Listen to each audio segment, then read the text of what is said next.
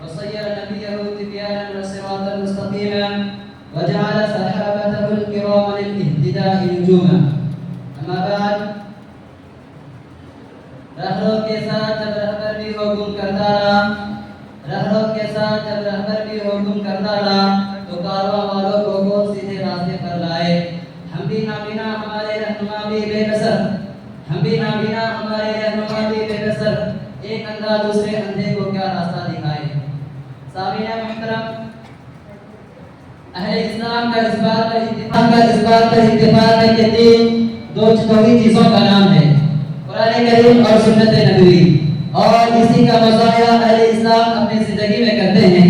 مثلا دنیا میں آتے ہی شہادتیں اذان کی صورت میں پکاری جاتی ہے، اور قبر میں رکھتے وقت بھی انہی دو کلمات کو دہرایا جاتا ہے، بسم اللہ وعلی ملت رسول اللہ. اسی طرح خیر القرون میں بھی مسلمان اللہ اور رسول کی اطاعت کو کامل دین سمجھتے تھے، اور اس وقت بزرگوں کے نام پر مذہبوں کا وجود نہیں تھا.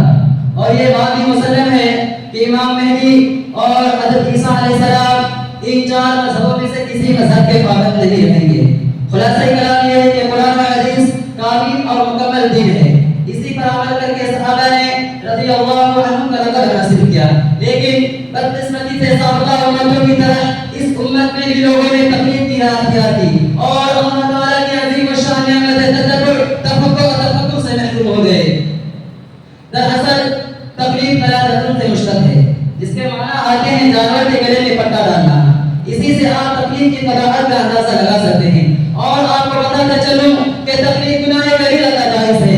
علامہ عبدالحی نے حدیث کے گھٹنے کے اسباب میں سے ایک سبب تقلید کو قرار دیا ہے. تقلید مقلد کو تاریک سنت بناتی ہے. تقلید انسان کو غنی اور متعصب بناتی ہے. تقلید کی وجہ سے انسان جہل کا ارتکاب کرتا ہے. مقلد کے دل میں قرآن و حدیث کی وقت نہیں رہتی.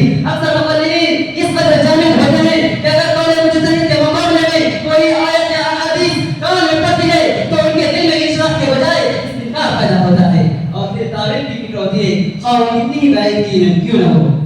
در حقیقت تقلید ایک ایسا معصور ہے جس نے ہر دور میں مسلم امت کے متحد جسم کو افتراق کے ذریعے ناکام کیا ہے.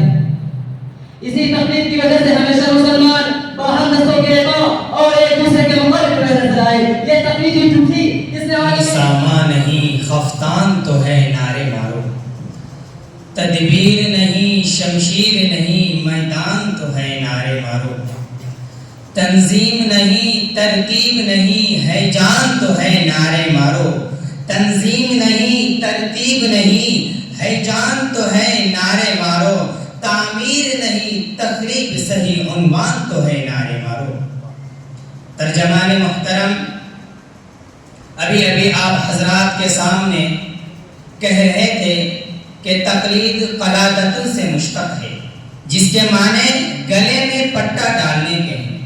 لہذا ترجمان محترم پہلے تو اس بات کو نوٹ کر لیں کہ وہ لفظ قلادتن نہیں بلکہ قلادتن بکسر القاف سے مشتق ہے، جس کا معنی پٹا بھی ہے جو جانوروں کے گلے میں ڈالا جاتا ہے، اور ہار بھی جو انسانوں کے گلے میں ڈالا جاتا ہے. نیز صحیح بخاری جلد نمبر 2 صفحہ نمبر 874 میں حضرت عائشہ کہتی ہیں ہلکت قلادۃ لاسماء کہ حضرت اسماء رضی اللہ تعالی عنہا کا ہار گم ہو گیا. حجت اللہ فی الارض رئیس المناظرین حضرت مولانا امین صفدر صاحب نور اللہ مرقدہ فرمایا کرتے تھے کہ تقلید قلادتن سے مشتق ہے. اگر جانور کے گلے میں ہو تو پٹا، اور اگر انسان کے گلے میں ہو تو ہار کہلاتا ہے. اب جانوروں والا معنی کرتے ہیں اور انسانوں والا. پسند اپنی اپنی، نظر اپنی اپنی. الحمدللہ الذي أعلى منزلة المؤمنين بكريم خطابه ورفع درجة العالمين بمعاني كتابه وخص المستنبطين منهم بمزيد الإصابة وثبابه. والصلاة على النبي وأصحابه والسلام على أبي حنيفة وأحبابه. أما بعد، سامعین محترم اور معزز علماء اعظام، الحمدللہ اہل سنت والجماعت کا اجماع ہے کہ ائمہ اربعہ منعم علیہم میں شامل ہیں، ان کی رہنمائی میں چلنا ہی صراط مستقیم ہے۔ جو شیطان کے چہرے ان سے کٹ کر مغضوبین اور ضالین میں جا ملے ہیں، وہ ساری امت کے خلاف کے جھوٹ بکتے ہیں کہ ائمہ اربعہ خدا و رسول کی راہ پر چلانے والے نہیں بلکہ ان سے ہٹانے والے ہیں۔ دور برطانیہ میں ملکہ وکٹوریہ کی کوکھ سے جنم لینے والا فرقہ اپنے آپ کو اہل حدیث کا نام دے کر متروک العمل حدیث کے بہانے نبی اکرم صلی اللہ علیہ وسلم کی سنتوں کو مٹاتا ہے۔ اجماع کے مقابلے میں اتباع ہوا، فقہ کے مقابلے میں خود رائے اور حدیث نفس پر عمل کرتا ہے، جس کا وجود اسلام کی ابتدائی 12 صدیوں کے بعد ہوا۔ اس سے پہلے غیر مقلدین کا ایک ترجمہ، ایک تفسیر، ایک فتویٰ، ایک مدرسہ یا ایک مکتب بھی عالم وجود میں نہیں تھا۔ حضرات گرامی، مسائل شرعیہ غیر واضحہ کی 5 قسمیں ہیں۔ نمبر 1 مسائل منسوسہ، نمبر 2 منسوسہ متعارضہ، نمبر 3 منسوسہ مجملہ، نمبر 4 منسوسہ محتملۃ المعانی، نمبر 5 منسوسہ غیر متعینہ الاحکام۔ ان 5 قسم کی مسائل اجتہادیہ میں غیر مجتہد کے لیے کسی ایسے مجتہد کی تقلید کرنا ضروری ہے جس کا مجتہد ہونا دلیل شرعی یعنی اجماع سے ثابت ہو، اور اس مجتہد کا مسلک اصولاً و فروعاً مدون ہو، اور ساتھ ہی ساتھ اس مجتہد کا مسلک تواتر کے ساتھ ہم تک پہنچا ہو، اور تواتر میں سند کی ضرورت نہیں ہوتی۔ صحابہ کرام میں بھی اچھی خاصی تعداد مجتہدین کی رہی ہے، لیکن کسی کا مسلک نہ مدون ہو سکا اور نہ ہی تواتر کے ساتھ ہم تک پہنچ سکا۔ لہذا پوری امت مسلمہ اس بات کو تسلیم کرتی ہے کہ ائمہ اربعہ کا مسلک اصولاً و فروعاً مدون ہے اور عالم اسلام میں مقبول بھی۔ لہذا جس شخص کے دیار میں جس امام کا مسلک تواتر کے ساتھ پہنچے اس کی تقلید کرنے میں ہی خیر ہے، اور الحمدللہ ہمارے دیار میں سیدنا امام اعظم نعمان بن ثابت رحمہ اللہ کا مسلک مرتب ہو کر رائج ہے، اور کسی مجتہد کی با دلیل بات کو بلا مطالبہ دلیل ماننا تقلید کہلاتا ہے، جس کا ثبوت خیر القرون میں بھی موجود ہے۔ لہذا ہم تقریباً حنفی ہیں، جس کا ثبوت قرآن و احادیث، اجماع، قیاس اور دلائل عقلیہ سے ثابت کیا جائے گا انشاءاللہ تعالی۔ دعا کریں کہ آج کا یہ مناظرہ ہی رہے، ورنہ تو مناظرہ کو مقابلہ میں بدلنا فریق مخالف اور ان کے اکابرین کی عادت قدیمہ رہی ہے، نعوذ باللہ۔ اب میں بلا کسی تاخیر کے تقلید کے ثبوت اور اس کے ممدوح ہونے پر دلیل پیش کرنے کے لیے دلائل اجتہاد و استنباط کے شہسوار، دلائل کے بے مثال حضرت مولانا شارق بدرپور نوی صاحب حنفی کو مدعو کرتا ہوں کہ وہ تشریف لائے۔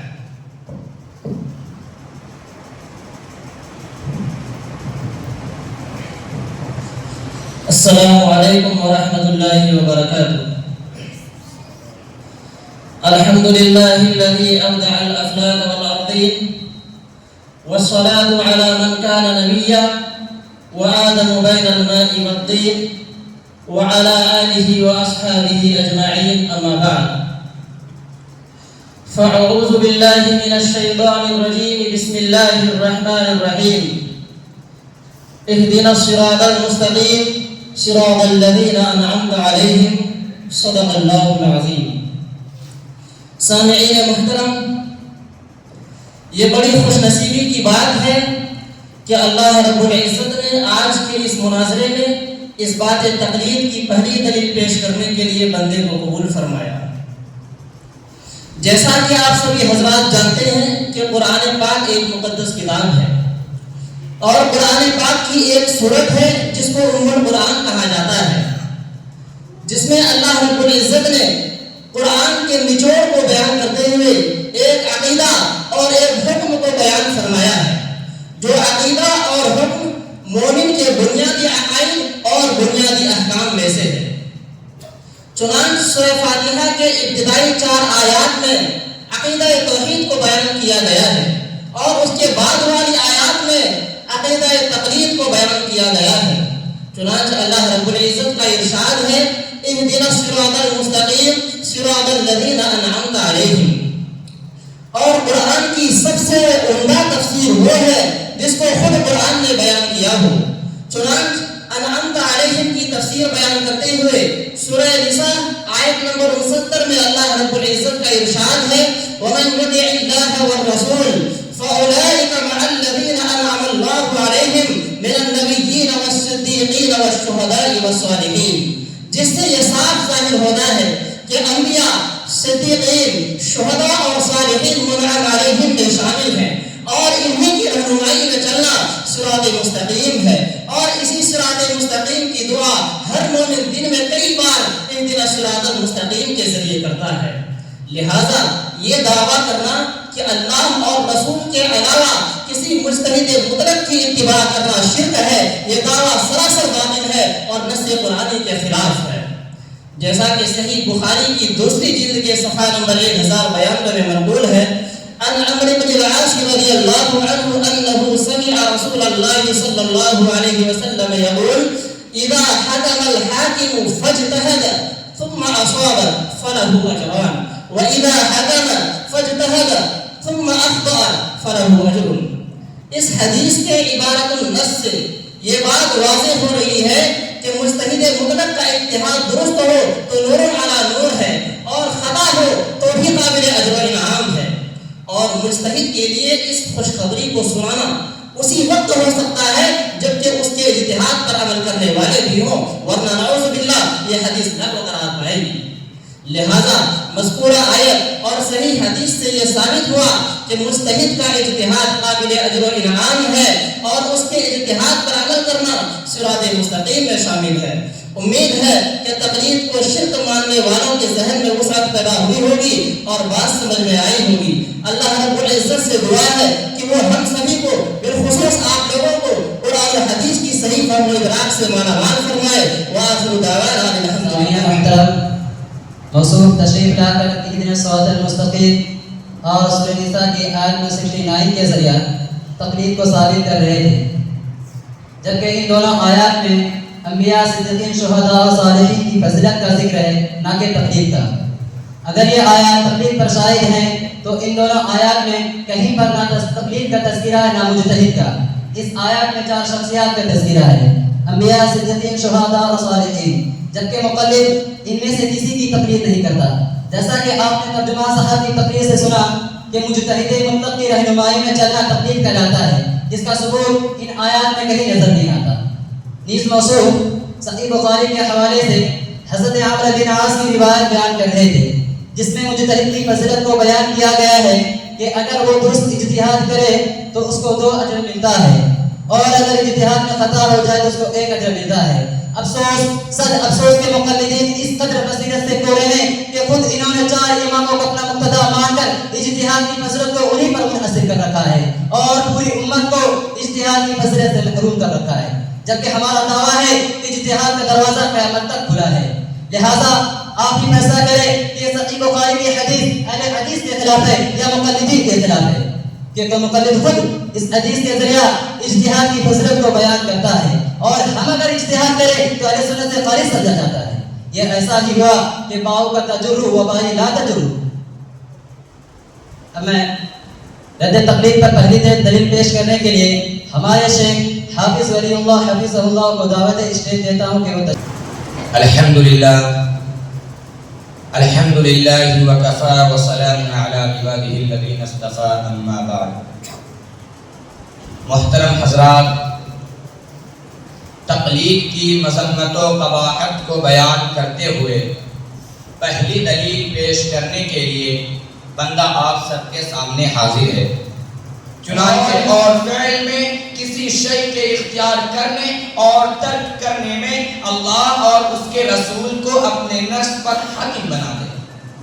اللہ تعالیٰ نے اس کے ایمان کی نفی کر دی۔ جو رسول اللہ صلی اللہ علیہ وسلم کو حاکم نہ مانے یا آپ صلی اللہ علیہ وسلم کے حکم سے دل میں تنگی محسوس کرے، لہذا بندوں پر آپ صلی اللہ علیہ وسلم کا حکم ماننا اور اطاعت کرنا واجب کر دیا ہے۔ اور خدائی پر ایمان لانا مقبول نہیں ہے تا وقت کہ رسول اللہ صلی اللہ علیہ وسلم کے احکام کو نہ مانے۔ اس آیت میں یہ تنبیہ ہے کہ رسول اللہ صلی اللہ علیہ وسلم کی بات یا فیصلے سے اختلاف تو دور کی بات، تنگی محسوس کرنا بھی ایمان کے منافی ہے۔ یہ آیت منکرین حدیث کے لیے لمحہ فکریہ تو ہے ہی، مقلدین کے لیے بھی لمحہ فکریہ ہے، جو قول امام کے مقابلے میں صحیح حدیث سے تنگی محسوس نہیں کرتے بلکہ اسے ماننے سے انکار کر دیتے ہیں، یا اس کی تعویل کر کے ثقہ راویوں کو ضعیف پاور کرا کے اسے رد کرنے کی مضمون صحیح کرتے ہیں، جس کی ایک نہیں بیسیوں مثالیں دی جا سکتی ہے۔ نیز ابن ماجہ میں حضرت ارباز ابن ساریہ سے یہ روایت منقول ہے کہ رسول اللہ صلی اللہ علیہ وسلم نے ارشاد فرمایا، سترون بعدی اختلافا شدیدا فعلیکم بسنتی وسنت خلفاء الراشدین المہدیین عضوا علیہا بالنواجذ وإیاکم والامور المحدثات فإن کل بدعۃ ضلالہ، جس میں آپ صلی اللہ علیہ وسلم نے صاف ارشاد فرمایا کہ محدثات سے اپنے آپ کو دور رکھو کیونکہ ہر بدعت گمراہی ہے، جس سے معلوم ہوا یہ حدیث بڑی کثیر الفوائد ہے، جس میں ایک فائدہ یہ بھی ہے کہ رسول اللہ صلی اللہ علیہ وسلم نے ارشاد فرمایا میرے بعد بڑا اختلاف ہوگا، اور ویسا ہی ہوا۔ خیر القرون کے بعد بہت سے مذاہب محدثہ اور مشارب متفرقہ پھیلے، ہر ایک نے اپنے اپنے مذہب پر اپنا ایک امام اور پیشوا ٹھہرا لیا اور نبی کی وصیت کو بھول گیا، حالانکہ آپ صلی اللہ علیہ وسلم نے وصیت کی تھی کہ اس وقت میری سنت اور خلفائے راشدین کی سنت پر چلنا۔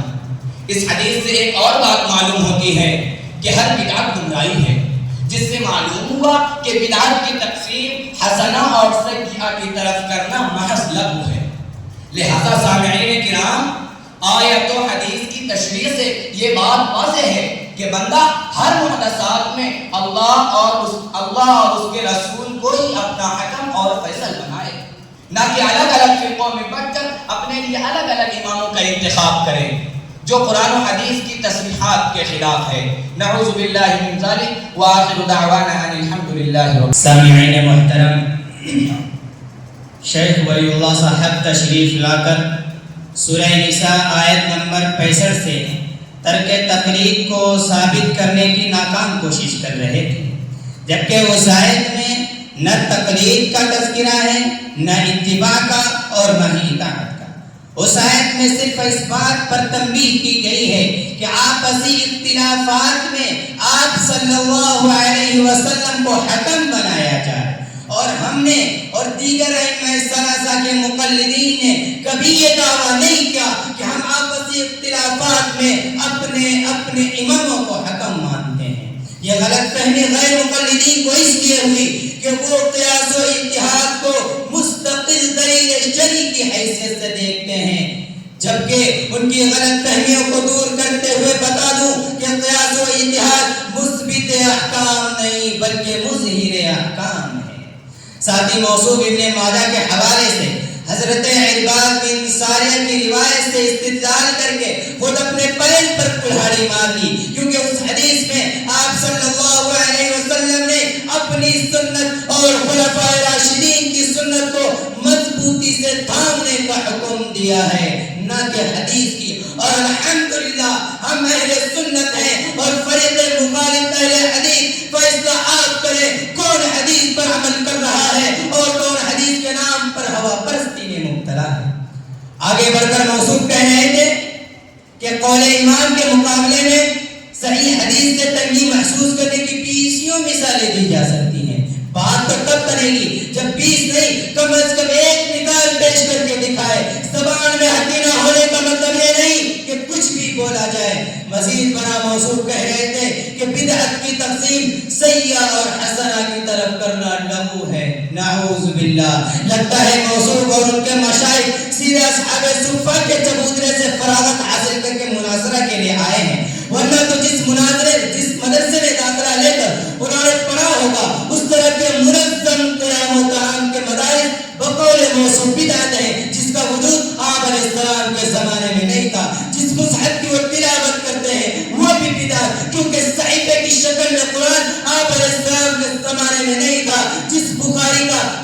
شام نعرہ لگاتے ہیں وہ بھی بدعت، کیونکہ بخاری کا وجود آپ علیہ السلام کے زمانے میں نہیں تھا۔ فیصلہ آپ کریں کہ دعوے پر دلیل ثابت کر رہے تھے یا اپنی فضیحت کو دعوت دے رہے تھے۔ اس کے بعد میں دلیل پیش کرنے کے لیے سرزمین جھارکھنڈ کے نواب فرقہ مخالف کے آزاد حضرت مولانا دلخوش صاحب حنفی کو مدعو کرتا ہوں کہ وہ تشریف لائیں۔ الحمد للہ الذی ہدانا سواء الطریق، اما بعد، حضرات گرامی، مقلد اور حنفی ہونے پر اللہ کا شکر ادا کرتے ہوئے اس بات تقلید کی دوسری دلیل پیش کرنے کے لیے بندہ حاضر ہے۔ چنانچہ سورہ نساء آیت نمبر 59 میں اللہ تبارک و تعالی کا ارشاد ہے، یا ایھا الذین آمنوا اطیعوا اللہ واطیعوا الرسول واولی الامر منکم، اے ایمان والو اللہ اور رسول کی اطاعت کرو اور ان کی اطاعت کرو جو تم میں سے اولو الامر ہے۔ احکام القرآن للجصاص جلد نمبر 2 صفحہ نمبر 298 میں حضرت ابن عباس اور تابعین میں سے حضرت حسن، حضرت مجاہد اور حضرت عطا کی رائے کو بیان کیا گیا ہے کہ انہم اولو الفقہ والدین۔ نیز تفسیر ابن حاتم جلد نمبر 3 صفحہ نمبر 69 میں بھی ابن عباس کا قول مذکور ہے، وَأُولِي الْأَمْرِ مِنْكُمْ، یعنی اہل الفقہ والدین۔ اور یہ تفسیر صحابی کی تفسیر ہے جس کا درجہ شیخین کے نزدیک حدیث مسند کا ہے، جیسا کہ مستدرک الحاکم جلد نمبر 2 صفحہ نمبر 383 میں ہے، قال الحاکم تفسیر الصحابی الذي شهد الوحي والتنزيل عند الشيخين حدیث مسند۔ اس واضح تفسیر صحابی کے بعد بھی اولو الامر سے مطلق حکما اور امراء مراد لینا جہالت اور ضد کی علامت ہے۔ نیز سنن ابو داؤد جلد نمبر 2 صفحہ نمبر 149 میں یہ حدیث مذکور ہے، لما اراد رسول اللہ ان يبعث معاذا الى اليمن قال كيف تقضي اذا عرض لك قضاء؟ قال اقضي بكتاب الله، قال فإن لم تجد في كتاب الله، قال فبسنة رسول الله، قال فإن لم تجد في سنة رسول الله ولا في كتاب الله، قال أجتهد برأيي، فضرب رسول الله صدره وقال الحمد لله الذي وفق رسول الله لما يرضي رسول الله، جس میں حضرت معاذ کے اجتہاد کرنے پر آپ صلی اللہ علیہ وسلم نے بے حد خوشی کا اظہار فرمایا اور دعا سے نوازا۔ تو ذرا خالی ذہن ہو کر یہ فیصلہ کرے کہ اگر اجتہاد شرک فی الاطاعت کا سبب ہے اور مجتہد کی بات ماننا اگر شرک ہے تو آپ صلی اللہ علیہ وسلم کا دعا دینا اور خوشی کا اظہار کرنا کس بات کی دلیل ہے؟ کیا آپ صلی اللہ علیہ وسلم نعوذ باللہ اہل یمن کے مشرک ہونے پر خوش ہے؟ ہرگز نہیں ہو سکتا، جس سے یہ بات بالکل ظاہر ہے کہ مجتہد کا اجتہاد قابل تعریف ہے اور اس کے اجتہاد پر عمل کرنا عین صراط مستقیم ہے اور قابل نجات ہے۔ قل بفضل اللہ وبرحمتہ فبذلک فلیفرحوا وآخر دعوانا ان الحمد للہ رب العالمین۔ موصول تشریف لا کر سورہ نساء کی آیت نمبر 59 کے ذریعہ تقلید کو ثابت کرنے کی کوشش کر رہے تھے کہ اولو الامر سے فقہا مراد ہے، اور اس پر موصول نے متعدد حوالے بھی پیش کیے، لیکن آپ لوگوں کو بتاتا چلوں کہ جہاں پر اولو الامر سے فقہا مراد ہیں وہیں پر متعدد تفاسیر میں امراء بھی مراد لیا گیا ہے، لہذا آیت میں دونوں کا احتمال ہے، اور جہاں احتمال پیدا ہوتا ہے وہ دلیل ضروری ہوتی ہے۔ چنانچہ قطعیت کے ساتھ یہ دعویٰ کرنا کہ اولو الامر سے علماء اور مجتہدین ہی مراد ہے درست نہیں ہے۔ ولو بالفرض اولو الامر سے فقہا ہی مراد ہو تو یہاں جمع کا لفظ ہے، جبکہ مقلد چاروں اماموں کی تقلید کو بیک وقت ناجائز سمجھتا ہے، اس اعتبار سے بھی یہ آیت دعویٰ کے خلاف ہے۔ نیز مسعود ابو داؤد شریف کے حوالے سے حضرت معاذ کی حدیث پیش کر رہے تھے، تو مقلدین سے یہ سوال ہے کہ کیا حضرت معاذ کی تقلید یمن میں اب بھی ہوتی ہے؟ اگر نہیں تو اس واقعے سے کسی پوشیدہ امام کی تقلید کیسے ثابت ہوئی؟ جبکہ امام جو سفاری نے کہا کہ یہ حدیث باطل ہے، میں جن دن اصحاب حدیث سے ملا اس سے اس حدیث کے متعلق دریافت کیا، لیکن اس کے سند کی ہر طریق میں حارث بن عمرو کو پایا جو کہ مجہول ہے، اور اسد معاذ سے بیان کرنے والے اہل حفظ بھی مجہول ہے، لہذا ایسی سند پر اصول شریعت کے معاملے میں اعتماد نہیں کیا جا سکتا۔ اب میں رد تقلید پر دوسری دلیل پیش کرنے کے لیے شیخ شقباز حفیظ حفظہ اللہ سے مؤدبانہ درخواست کرتا ہوں کہ وہ تشریح۔ الحمدللہ وحدہ والصلاة والسلام على من لا نبی بعدہ۔ بندہ اپنے مسلک و مشرب کی دلیل پیش کرنے کے لیے حاضر ہے۔ چنانچہ سورہ نساء آیت 59 میں اللہ کا ارشاد ہے، یا ایھا الذین آمنوا اطیعوا اللہ واطیعوا الرسول واولی الامر منکم فإن تنازعتم في شيء فردوه إلى الله والرسول إن كنتم تؤمنون بالله واليوم الآخر ذلك خير وأحسن تأويلا۔ اے ایمان والو، اللہ کی اطاعت کرو اور رسول اللہ کی اطاعت کرو اور تم میں سے اولو الامر کی اطاعت کرو۔ پھر اگر تم کسی چیز میں آپس میں جھگڑو تو اسے پیش کرو اللہ اور رسول کی طرف۔ اگر ایمان رکھتے ہو اللہ پر اور آخری دن پر، بہتر ہے اور اچھے انجام والا ہے۔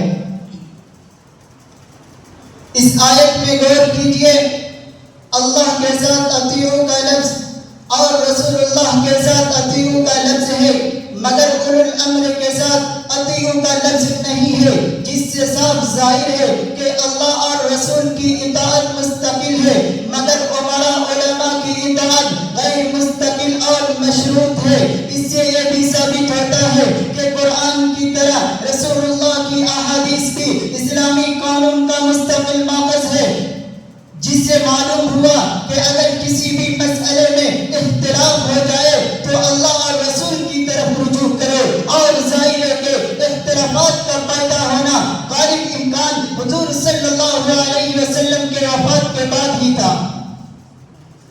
نیز آیت میں فردوہ الی اللہ والرسول کے بعد اولو الامر کو حذف کر دیا گیا، جو اس بات کا واضح ثبوت ہے کہ امراء علماء قانون کے مرجع کی حیثیت سے دین میں کوئی مستقل حیثیت نہیں رکھتے، اور ان کنتم تؤمنون باللہ والیوم الآخر کہہ کر یہ بات بتا دی گئی۔ باہمی نزاع کی صورت میں قرآن و حدیث کی طرف رجوع کرنا کوئی فروعی مسئلہ نہیں بلکہ شرط ایمان ہے، اور ذالک خیر و احسن کہہ کر متنبہ کیا گیا، خبردار اختلاف کا حل قرآن و حدیث کے علاوہ کہیں اور تلاش مت کرنا، ورنہ خیریت نہیں ہے اور اس کا انجام خوشگوار نہیں ہوگا۔ اس دارمی میں ایک روایت منقول ہے، آپ صلی اللہ علیہ وسلم طویل حدیث میں ارشاد فرمایا، جس کا ایک جز یہ ہے، والذی نفس محمد بیدہ لو بدا لکم موسیٰ فاتبعتموہ وترکتمونی لضللتم عن سواء السبیل ولو کان موسیٰ حیا وادرک نبوتی لاتبعنی۔ اس میں آپ صلی اللہ علیہ وسلم نے ارشاد فرمایا، قسم ہے اس ذات کی جس کے ہاتھ میں محمد صلی اللہ علیہ وسلم کی جان ہے، اگر موسیٰ بھی ظاہر ہو جائے اور تم ان کی اتباع کرنے لگو تو سیدھے راستے سے بھٹک جاؤ گے۔ اس ارشاد نبی سے صاف ظاہر ہوتا ہے کہ نبی کی موجودگی میں حضرت موسیٰ کلیم اللہ کی پیروی کرنے والا گمراہ ہوگا، تو نبی کی احادیث و سنن میں موجودگی میں جو امام ابو حنیفہ، امام شافعی، دیگر اماموں کی تقلید کو فرض واجب سمجھے اور ان کے قول دستور العمل بنے اور ان کو حدیث رسول اللہ پر ترجیح دے، تو ایسے شخص کے ایمان و عمل کے عطارت ہو جانے اور اس کے گمراہ ہونے میں کیا شبہ باقی رہ جاتا ہے۔ امید ہے کہ اتنی تشریح فریق مخالف کے لیے کافی ہوگی۔ وما علینا۔ ترجمان محترم، ابھی آپ حضرات کے سامنے حدیث معاذ کے بارے میں باطل ہونے کا دعویٰ کر رہے تھے اور اس کی سند میں مجہول راوی ہونے کی بات کر رہے تھے، جبکہ اس حدیث کے متعلق جامع بیان العلم جلد نمبر 2 صفحہ نمبر 94 میں حضرت ابن عبد البر کہتے ہیں، وحدیث معاذ صحیح مشہور، اور مقدمہ فی التفسیر ابن تیمیہ صفحہ نمبر 93 میں مذکور ہے، قال ابن تیمیہ باسناد جید، اور اسی طرح اس حدیث کے متعلق ابن قیم کہتے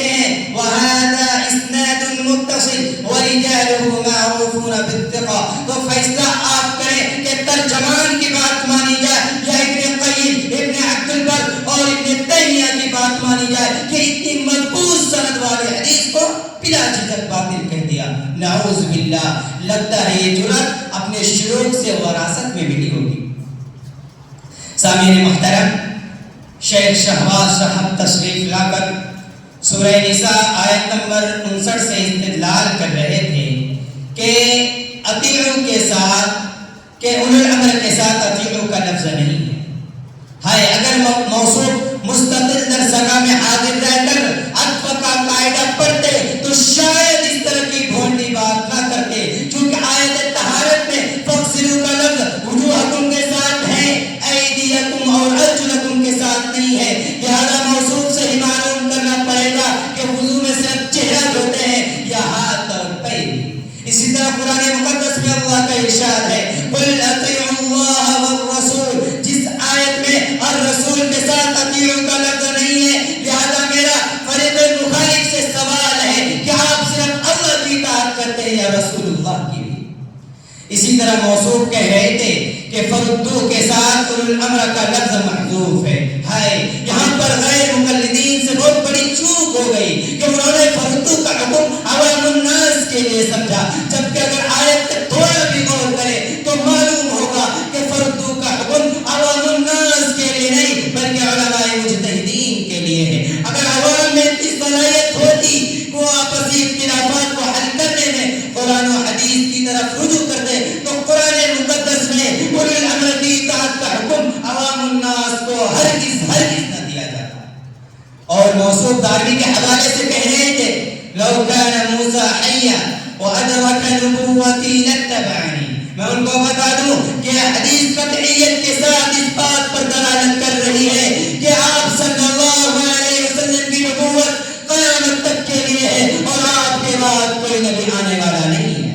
موصوف اس حدیث کو اپنے سانچے میں ڈھال کر رد تقلید کے لیے استعمال کر رہے تھے، جبکہ میں بتا دوں کہ یہ حدیث کے صریح مضمون کے خلاف ہے، کیونکہ آپ صلی اللہ علیہ وسلم کا تشبیہ کے لیے حضرت موسیٰ کا استعمال کرنا اس بات پر شہادت ہے کہ آپ علیہ السلام کی نبوت قیامت تک کے لیے ہے، جو کہ ہر عقل سلیم رکھنے والے کو سمجھ میں آ جاتی ہے. اس کے بعد میں اس بات تقلید کے لیے دلیل پیش کرنے کے لیے سرتاج ارریہ عقل و خرد کے نواب حضرت مولانا عمر فاروق صاحب امدادی کو مدعو کرتا ہوں کہ وہ تشریف. الحمدللہ صاحب الجلالہ والصلاة والسلام علی صاحب الرسالہ، اما بعد. اس بات تقلید کی تیسری دلیل پیش کرنے کے لیے بندہ اپنی سعادت سمجھتے ہوئے آپ حضرات کے سامنے حاضر ہے. چنانچہ سورہ نساء آیت نمبر 83 میں اللہ تبارک و تعالیٰ کا ارشاد ہے وَإِذَا جَاءَهُمْ أَمْرٌ مِّنَ الْأَمْنِ أَوِ الْخَوْفِ أَذَاعُوا بِهِ وَلَوْ رَدُّوهُ إِلَى الرَّسُولِ وَإِلَى أُولِي الْأَمْرِ مِنْهُمْ لَعَلِمَهُ الَّذِينَ يَسْتَنبِطُونَهُ مِنْهُمْ.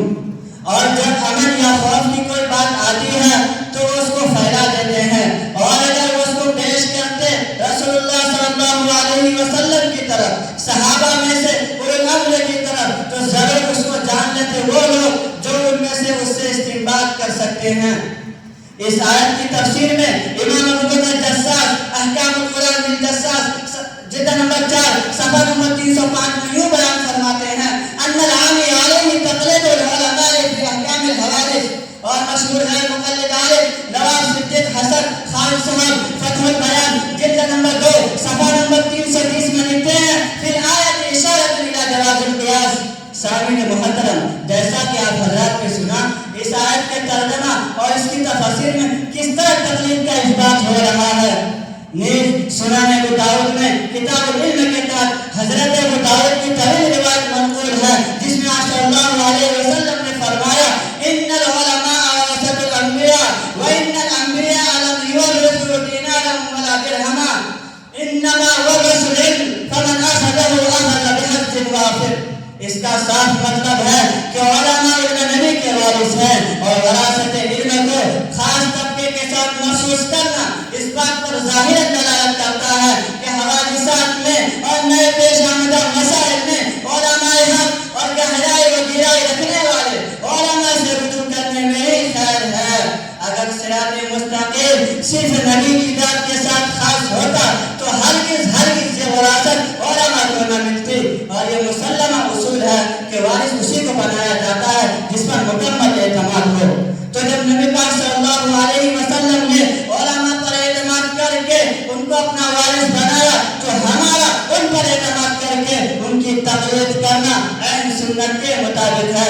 اللہ تبارک و تعالی قرآن و احادیث کے صحیح اصول اور اس کے معانی کو سمجھنے کی توفیق عطا فرمائے. وآخر دعوانا ان الحمدللہ رب العالمین.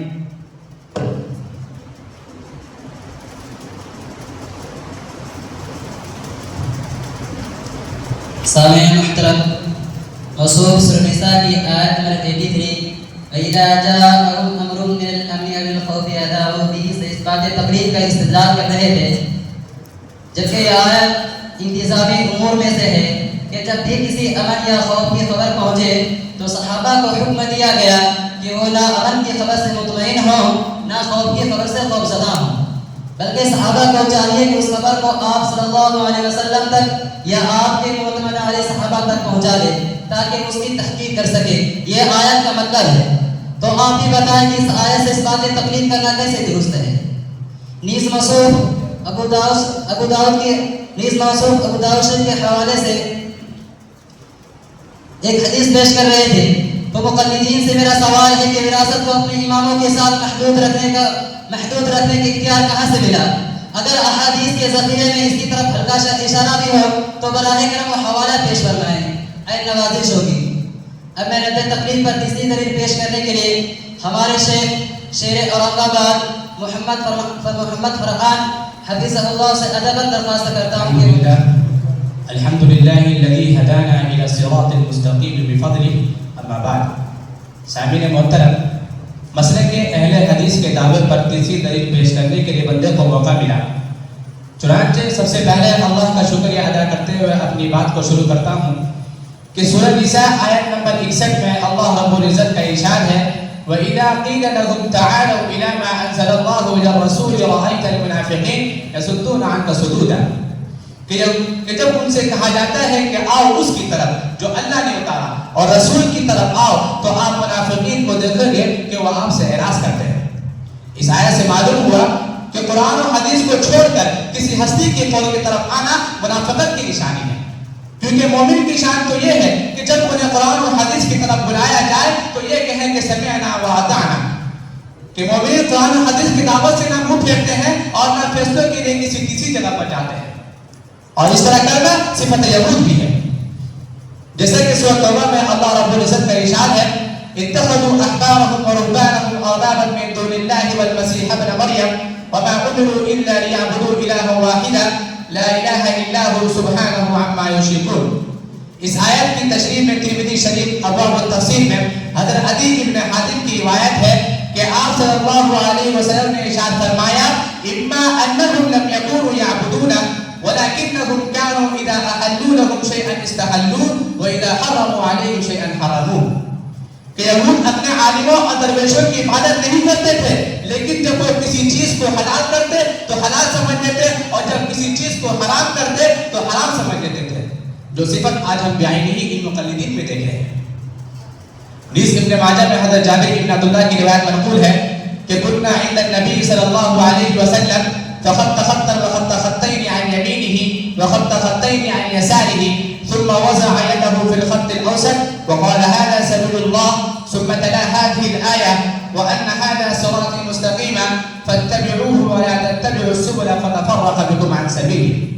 در حقیقت یہ حدیث آپ صلی اللہ علیہ وسلم کی قولی معجزات میں سے ہے کہ آپ صلی اللہ علیہ وسلم نے امت کو متنبع کیا ہے کہ ایک ایسا پراچو زمانہ آئے گا کہ لوگ کتاب و سنت کی اتباع چھوڑ کر چار راستوں یعنی چار اماموں کی تقلید اپنے اوپر لازم کر کے فرقہ بندی کی لعنت میں گرفتار ہو جائیں گے.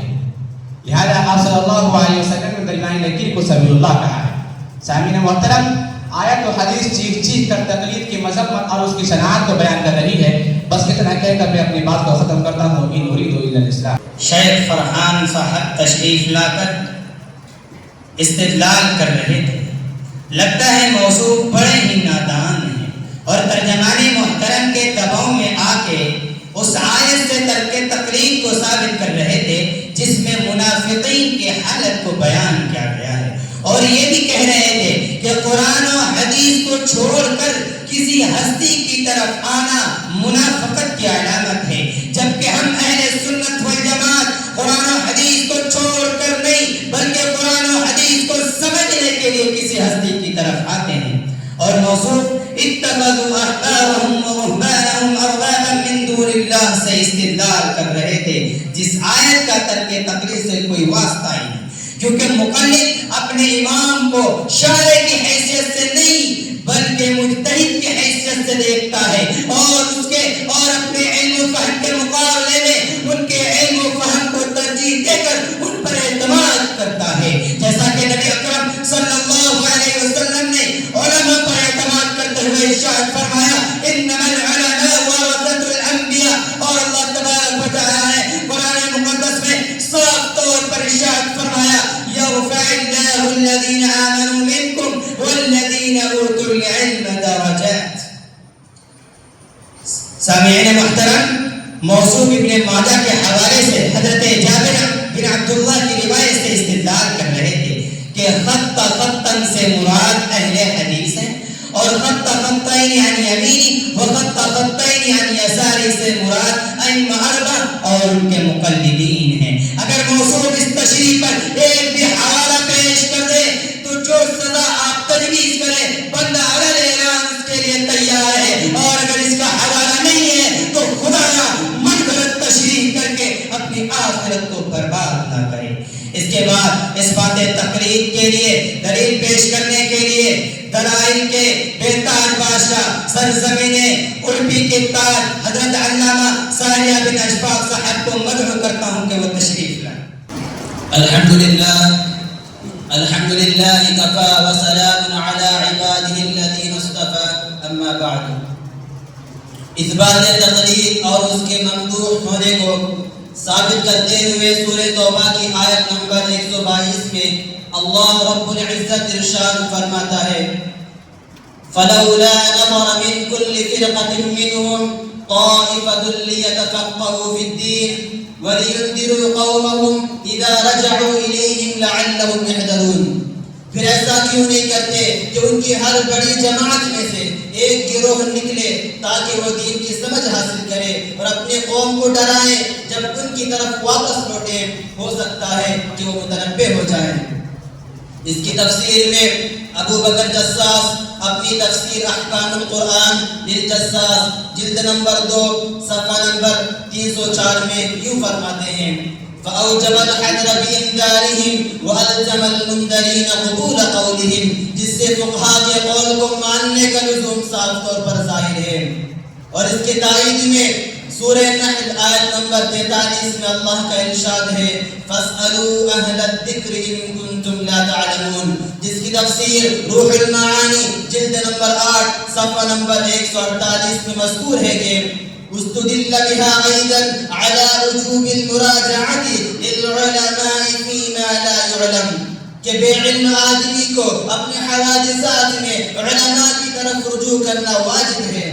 علامہ جلال الدین السیوطی رحمہ اللہ ارشاد فرماتے ہیں وَأَنَّهُ اسْتُدِلَّ بِهَا عَلَى جَوَازِ تَقْلِيدِ الْعَامِّ فِي الْفُرُوعِ، لہذا دونوں آیتوں اور اس کی تفسیر سے تقلید کی ضرورت و اہمیت کا ثبوت اظہر من الشمس ہے۔ نیز صحیح بخاری جلد نمبر 1 صفحہ نمبر 316 میں یہ حدیث مروی ہے أتت امرأة النبي صلى الله عليه وسلم فأمرها أن ترجع إليه قالت أرأيت إن جئت ولم أجدك كأنها تقول الموت قال صلى الله عليه وسلم إن لم تجديني فأت أبا بكر۔ اس حدیث میں یہ بات عین و بیان ہے کہ آپ صلی اللہ علیہ وسلم نے اپنے غیر موجودگی میں حضرت ابو بکر صدیق رضی اللہ تعالی عنہ کی طرف رجوع کرنے کا حکم فرمایا۔ اگر حوادثات میں غیر نبی کی طرف رجوع کرنا نعوذ باللہ شرک ہوتا تو آپ صلی اللہ علیہ وسلم ہرگز اس کا حکم نہ فرماتے۔ تو جیسا کہ آپ نے سنا مذکورہ آیات اور اس کی تفاسیر اور صحیح حدیث کی تفسیر سے صحیح بخاری کی حدیث سے یہ بات ثابت ہوئی ہے کہ اعتماد کی بنا پر غیر نبی کی طرف رجوع کرنا بھی عین صراط مستقیم ہے. واللہ اعلم بالصواب.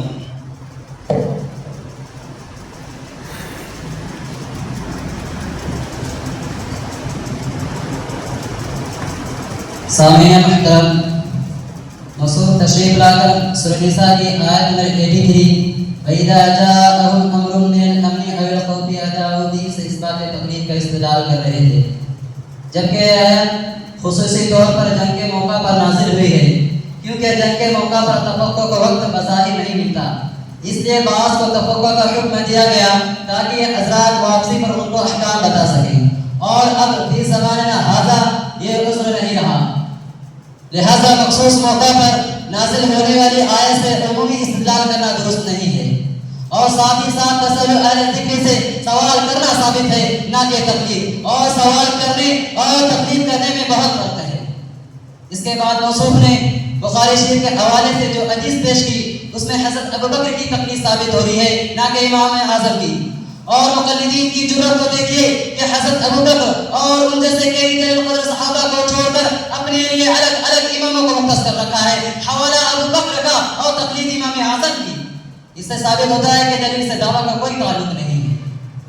اب میں رد تقلید پر چوتھی دلیل پیش کرنے کے لیے شیخ شمیم پورنوی حفظہ اللہ کو دعوت اسٹیج دیتا ہوں کہ وہ تشریف لائیں.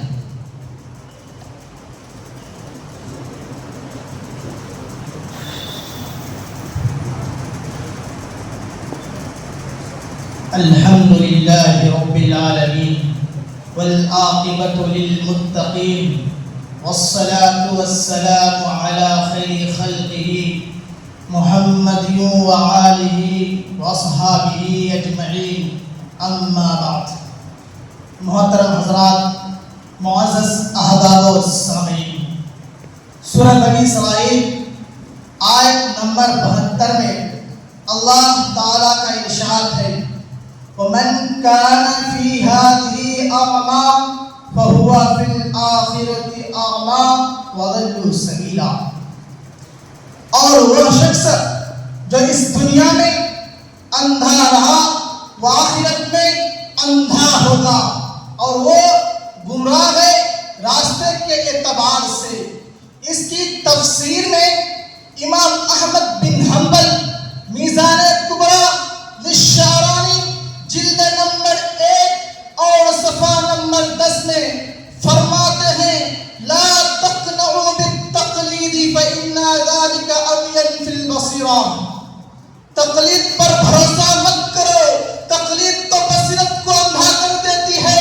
مذکورہ آیت میں اعمیٰ یعنی اندھا سے مراد آنکھوں کا اندھا نہیں ہے بلکہ بصیرت کا اندھا ہے، اور جو دنیا میں بصیرت کا اندھا رہا وہ آخرت میں اندھا رہے گا. جیسا کہ امام احمد خود فرماتے ہیں تقلید بصیرت کے اعتبار سے اندھا ہونے کا سبب ہے. اسی بصیرت کے متعلق سورہ یوسف آیت نمبر 108 میں اللہ تعالیٰ کا ارشاد ہے قُلْ هَٰذِهِ سَبِيلِي أَدْعُو إِلَى اللَّهِ عَلَىٰ بَصِيرَةٍ أَنَا وَمَنِ اتَّبَعَنِي وَسُبْحَانَ اللَّهِ وَمَا أَنَا مِنَ الْمُشْرِكِينَ. آپ کہہ دیجئے یہ میرا راستہ ہے، میں اللہ کی طرف بلاتا ہوں بصیرت کے ساتھ، میں اور وہ شخص جو میرا اتباع کیا، اور اللہ کی ذات پاک ہے اور میں مشرکین میں سے نہیں ہوں. تقلید بصیرت کا نقیض ہے اور نقیضوں کا اہتمام محال ہے.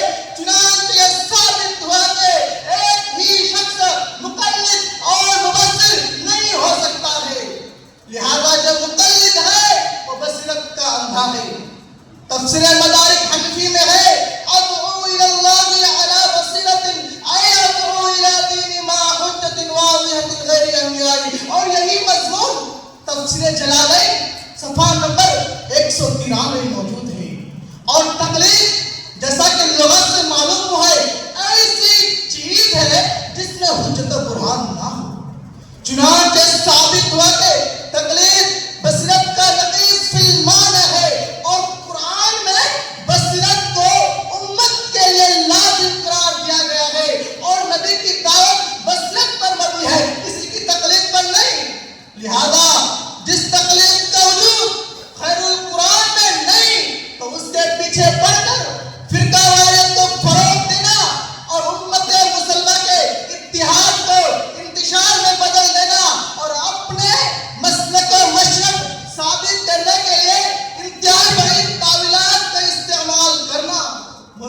ارشاد کے خلاف اور محض لغو ہے۔ جیسا کہ مومنین کی صفت کو بیان کرتے ہوئے سورہ مومنون آیت نمبر 3 میں اللہ تعالیٰ کا ارشاد ہے والذین هم عن اللغو معرضون۔ آخراً نعمت بصیرت پر اللہ تعالیٰ کا شکر ادا کرتے ہوئے میں اپنی جگہ لینا چاہتا ہوں۔ وآخر دعوانا ان الحمد للہ رب العالمین۔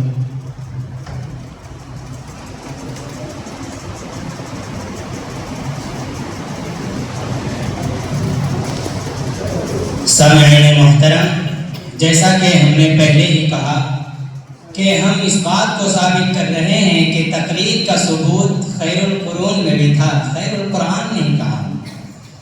حضرت گرامی شیخ شمیم صاحب تشریف لا کر سورہ بنی اسرائیل آیت نمبر 72 وَمَنْ كَانَ فِي هَذِهِ أَعْمَى فَهُوَ فِي الْآخِرَةِ أَعْمَى وَأَضَلُّ سَبِيلًا اس آیت سے تقلید کی تردید کر رہے تھے اور اس کی تفسیر میں امام احمد بن حنبل کا قول نقل کر رہے تھے کہ تقلید پر بھروسہ مت کرو کیونکہ تقلید بصیرت کو اندھا کر دیتی ہے۔ موصوف کے کہنے کے مطابق یہ قول امام احمد بن حنبل کا ہے جو کہ خود ائمہ اربعہ میں سے ایک جلیل القدر امام ہے اور مجتہد بھی، اور مجتہد پر اجتہاد ضروری ہے نہ کہ تقلید۔ چنانچہ مجتہد پر کسی کی تقلید واجب نہیں کیونکہ وہ خود مجتہد ہے، جیسا کہ نبی پر کسی کا کلمہ پڑھنا واجب نہیں کیونکہ وہ خود نبی ہے، اور امام پر اقتداء ضروری نہیں کیونکہ وہ خود امام ہے۔ لہذا ثابت ہوا کہ امتی کے لیے کلمہ ضروری ہے اور مقتدی کے لیے اقتداء ضروری ہے اور غیر مجتہد کے لیے تقلید ضروری ہے۔ ساتھی موصوف قل هذه سبيلي ادعو الى الله على بصيرة انا ومن اتبعني سے استدلال کر رہے تھے، جبکہ یہ آیت خود غیر مقلدین پر بجلی بن کر گر رہی ہے کیونکہ اللہ تبارک و تعالی نے اس آیت میں لفظ من کا استعمال کر کے عموم کی طرف اشارہ کیا ہے کہ یاد رکھو جملہ متبعین جس کی دعوت ہے وہی صراط مستقیم ہے، جیسا کہ اللہ نے ارشاد فرمایا علی بصیرۃ انا ومن اتبعنی۔ یہ آیت تقلید کی تائید کر رہی ہے نہ کہ ترک تقلید کی۔ کاش کے موصوف تھوڑی سی بصیرت سے کام لیتے اور پوری تقریر کے بعد موصوف لیپا پوتی کرتے ہوئے والذین هم عن اللغو معرضون کا حوالہ پیش کر رہے تھے، جس کے بارے میں میں صرف اتنا ہی کہوں گا کہیں کی مٹی کہیں کا روڑا بان مدینے کنبا جوڑا۔ اس کے بعد میں دلیل پیش کرنے کے لیے مجتہد ملت صاحب زہد و تقوی حضرت مولانا شمشاد اظہری صاحب کو مدعو کرتا ہوں کہ وہ تشریف لائیں۔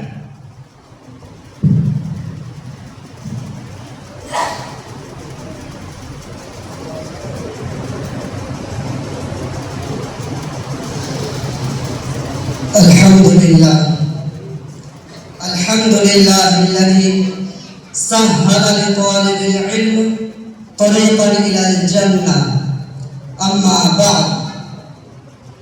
حضرات محترم، سورہ لقمان آیت نمبر 15 میں اللہ کا ارشاد ہے وَاتَّبِعْ سَبِيلَ مَنْ أَنَابَ إِلَيَّ۔ تفسیر فاضل جلد نمبر 3 صفحہ نمبر 471 میں اس کی تفسیر یوں مذکور ہے اے اتبع دین من اقبل الى طاعتی وهو النبی صلی اللہ علیہ وسلم واصحابہ وقیل من اناب الی یعنی ابا بکر صدیق، جس کا صاف مطلب ہے اللہ و رسول کی متبعین کی اتباع کرنا بھی اللہ و رسول کی اتباع میں شامل ہے، جس کا حکم اس ذات نے دیا ہے جو خالص توحید کا حقدار ہے۔ نیز مصنف ابن ابی شیبہ جلد نمبر 17 صفحہ نمبر 484 میں حضرت عمر بن خطاب کا ایک خطبہ منقول ہے جس میں آپ رضی اللہ تعالی عنہ ارشاد فرمایا کہ من احب ان يسأل عن القرآن فليأتي أبي بن كعب ومن احب ان يسأل عن الفرائض فليأتي زيد بن ثابت ومن احب ان يسأل عن الفقه فليأتي معاذ بن جبل ومن احب ان يسأل عن المال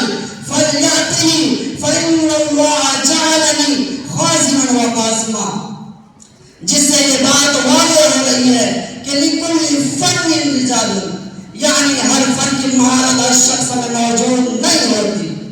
خاص طور پر فطر جیسا وسیع عریض فن کے متعلق یہ دعویٰ کرنا کہ ہر کسی میں اجتہاد و استنباط کی صلاحیت پائی جاتی ہے سراسر غلط و جہالت پر مبنی ہے، آزاد خیالی اور ہوا پرستی کی علامت ہے. لہذا دنیا و آخرت کی بھلائی اسی میں ہے کہ حوادث و پیش آمدہ مسائل میں کسی ایسے مجتہد کی تقلید کی جائے جس کا مجتہد ہونا اجماع سے ثابت ہو اور اس مجتہد کا مسلک اصولاً و فروعاً متون ہو اور تواتر کے ساتھ ہم تک پہنچا ہو. اللہ تبارک و تعالیٰ سے دعا ہے کہ وہ صراط مستقیم کی صحیح سمجھ نصیب فرمائے اور مغضوبین اور ضالین کے سائے سے بھی پوری امت کی حفاظت فرمائے. آمین یا رب العالمین. وآخر دعوانا الحمدللہ.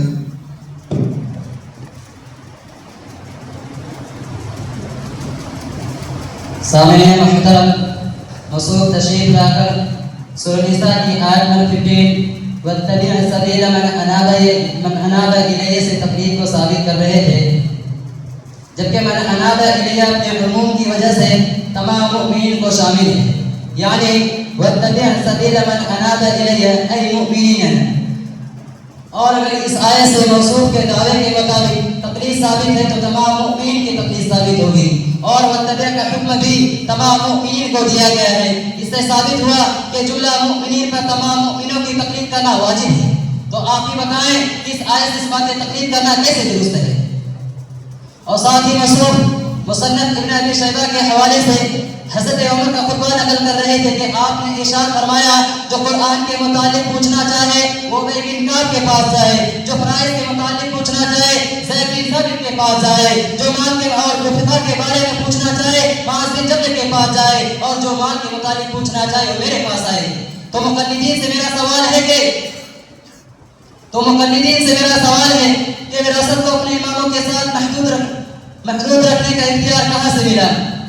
اگر اس آیت سے موصوف کے دعوے کے مطابق تقلید ثابت ہے تو تمام مؤمنین کی تقلید ثابت ہوگی جیسا کہ مقلدین کا دعویٰ ہے.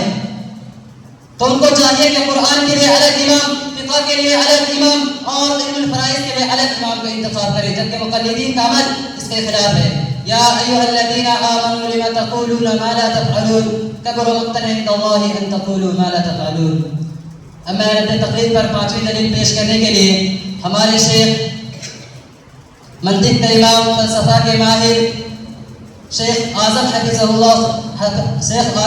اللہ سے ادباً درخواست کرتا ہوں کہ وہ تشریف لائیں.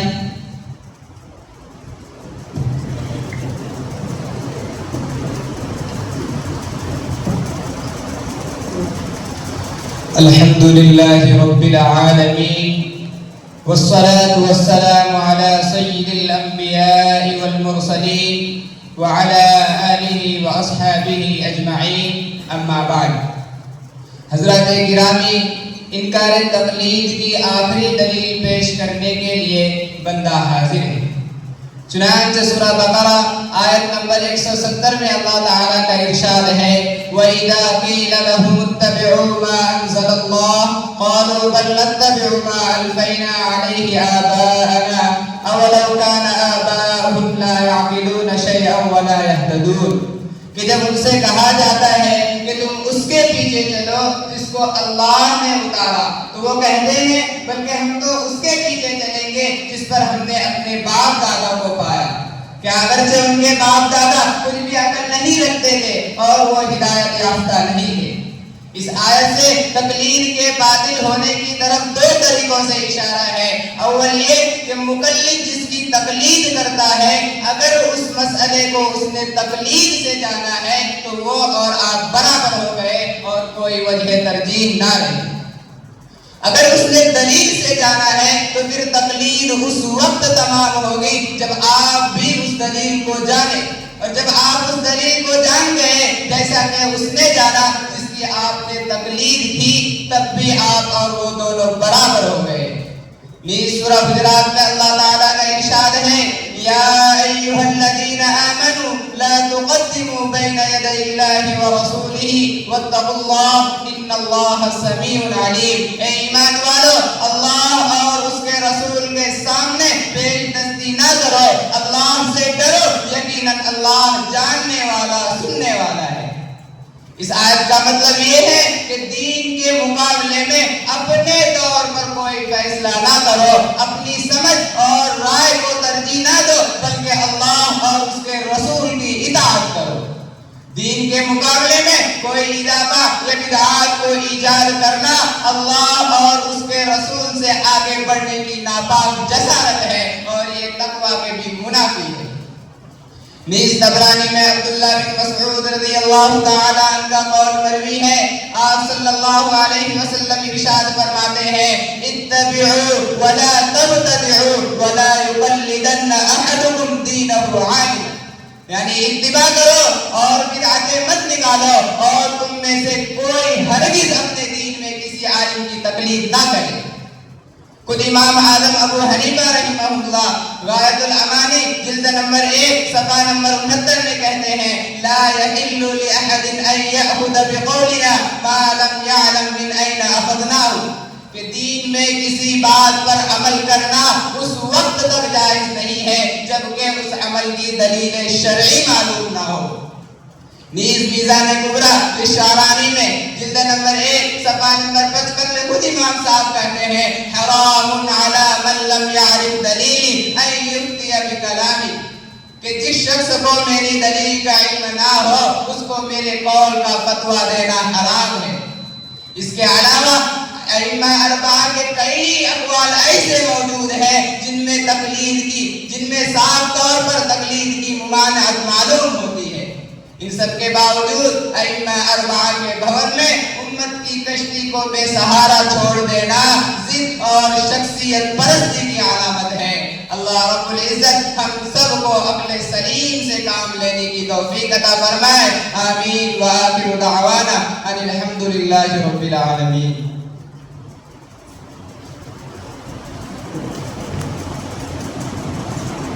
सामईन मोहतरम, शेख आज़म साहब तशरीफ लाकर सूरह बकरा आयत नंबर 170 से इस्तिदलाल कर रहे थे और मंतिक का सहारा ले रहे थे कि मुक़ल्लिद जिसकी तक़लीद करता है अगर उसने भी उस मसअले को तक़लीद से जाना है तो वो और आप दोनों बराबर हो गए, और अगर उसने उस मसअले को दलील से समझा है तो तक़लीद उस वक्त तमाम होगी जब आप भी उस दलील को जाने, और जब आप उस दलील को जान गए जैसा कि उसने जाना है जिसकी आपने तक़लीद की है, तब भी वो और आप दोनों बराबर हो गए।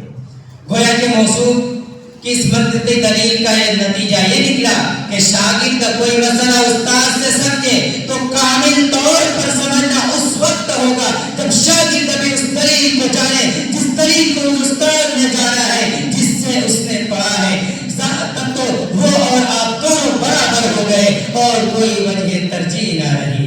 जाहिर सी बात है कोई भी अक्लमंद इस नतीजे को तस्लीम नहीं कर सकता। लिहाजा जिस तरह ये नतीजा बातिल है उसी तरह मौसूफ की ये मंतिक़ी दलील भी बातिल है। साथ ही मौसूफ सूरह हुजरात की पहली आयत से इस्तिदलाल कर रहे थे और मन घड़त तशरीह कर रहे थे, जिसके बारे में मैं कहूँगा, मन फस्सरल कुरआन बिरअई फल्यतबव्वा मक़अदहु मिनन नार। याद रखो जो शख्स भी कुरान की तफसीर अपने मन के मुताबिक करता है उसे जहन्नम में अपना ठिकाना बना लेना चाहिए। और ताज्जुब की बात तो यह है कि मौसूफ अब तक जितने भी रद्द तकलीद के लिए अक़वाल पेश किए वो सारे के सारे अक़वाल मुजतहिद के हैं, जिसके बारे में मैंने पहले ही बता दिया कि मुजतहिद पर इज्तिहाद जरूरी है ना कि तकलीद, जैसा कि नबी पर किसी का कलिमा पढ़ना जरूरी नहीं।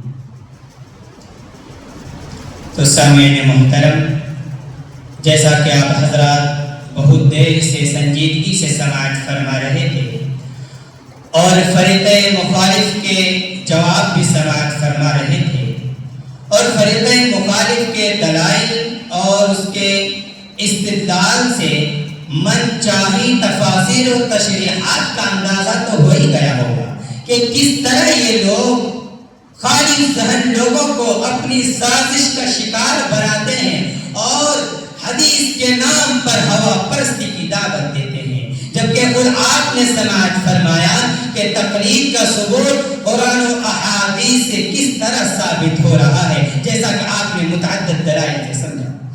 خلاصہ یہ ہے کہ خیر القرون میں تقلید کی بے شمار مثالیں ملتی ہیں، جیسا کہ مکہ میں حضرت ابن عباس، مدینہ میں حضرت زید بن ثابت، کوفہ میں حضرت ابن مسعود، بصرہ میں حضرت انس اور یمن میں حضرت معاذ بن جبل رضی اللہ عنہم اجمعین کی تقلید ہوتی تھی۔ اسی طرح مصنف ابن ابی شیبہ اور مصنف عبد الرزاق میں صحابہ کرام کے کئی سارے فتاوے موجود ہیں کہ لوگ آتے فتویٰ معلوم کرتے اور مجتہد صحابہ ان کو فتویٰ بتا دیا کرتے، وہ ان پر اعتماد کر کے چلے جاتے، دلیل کا مطالبہ نہیں کرتے۔ یہی تو تقلید ہے۔ الغرض تقلید کا ثبوت خیر القرون میں بھی، تقلید کا وجود خیر القرون میں بھی تھا، لیکن تقلید کا لفظ نہیں تھا۔ جیسا کہ بخاری کی احادیث آپ علیہ السلام اور خیر القرون میں موجود تھا، لیکن بخاری کا وجود نہیں تھا۔ اسی طرح قرآن سبع کی قرأت بھی وجود میں آئی تھی، لیکن قرآن سبع کا نام نہیں تھا۔ تو حضرات گرامی، لہذا لفظ تقلید کو خیر القرون میں یا آیات و احادیث میں تلاش کرنا پڑھا لکھا جاہل کے مترادف ہے۔ لہذا آج ایک شعر کے ساتھ آج کا یہ مناظرہ میں ختم کرنا چاہتا ہوں۔ وآخر دعوانا ان الحمد للہ رب العالمین۔ مانا کہ تم حسین ہو، مانا کہ تم حسین ہو پر دل کے سخی نہیں، مانا کہ تم حسین ہو پر دل کے سخی نہیں، عاشق کے ایک سوال کو پورا نہ کر سکے۔ اہل سنت والجماعت کے دلائل کے جس طریقہ سے رد کیا گیا، یہ مشق کی غرض سے تھا تاکہ عملی میدان میں اس طرح کے علمی مباحث کا مقابلہ کرنا ہم سب کے لیے آسان ہو۔ چنانچہ ہمارے جملہ استدلالات اور طریقے تدریس سے اعتقاد اور صداقت کا کوئی تعلق نہیں ہے، اور ہم سب الحمدللہ حنفی ہیں۔ دعا فرمائیں کہ اللہ تعالیٰ ہم سب کو تا حیات دین حنیف کا پابند رہ کر اس کی حقانیت کو بیان کرتے رہنے کی توفیق عطا فرمائے۔ وآخر دعوانا ان الحمدللہ رب العالمین۔